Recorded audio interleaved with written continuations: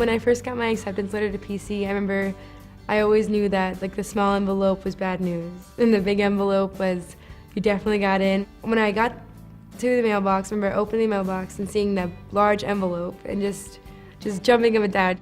When I was first applying for financial aid, I knew that I was going to need a lot of support. And I finally met with Mrs. Oliveira, who is the head of the financial aid office. I've always been so nervous that I'm not going to have enough money to come back. You think about that freshman year when you're just here trying to figure it all out. When you add finances to the mix and wondering whether or not the decisions you're making in your first year are going to have any kind of payout down the road, because if you can't afford it, you're not going to be able to stay. I was very nervous to be here the first day. I mean, the week-long orientation made it feel like I'd been here forever, though. Second semester of freshman year, I realized I was missing something. I first started off with Campus Ministries, and I got involved in their elderly outreach, and I also got involved in the ESL program, which is the English as a Second Language. And I think doing community service at PC does help me figure out what I want to do, who I am, and what is most important in the future. Sandy was the person who told me that I was the recipient of the scholarship.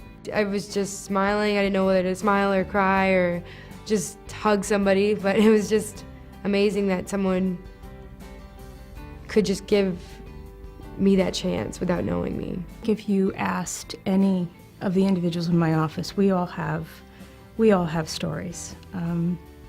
We all have those moments where a student will walk in the week before graduation and they just wanted to come in and say thanks. We've definitely responded to the change of the economy, and that's purely because of the generosity of individuals who wanted to help. Every time I've gone to the financial aid office, they made me feel like I was part of the family at PC. I was a friar. I was in the friar family. I really felt like they cared. To be able to even have the idea that she could come here and grow and realize goals, or even try and learn what they are.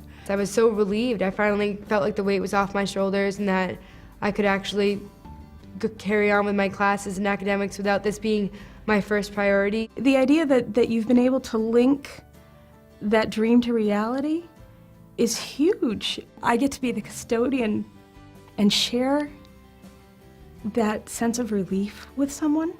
And the idea that we have a pool of resources that we can make a little bit of it better is enormous. Just to give someone an education, that's overwhelming to even think about, that you can change someone's life by giving them that head start in the world. Haley is just one of these remarkable students that needed to find a great place where she could grow and transform and realize her dream. She's one of these students I'm so eager to watch. As a Torch Scholarship recipient, since I know I'm guaranteed for all 4 years that amount from my donor, the anonymous donor, I am so confident in my choice to come here, and I'm so happy that I made the choice to come here.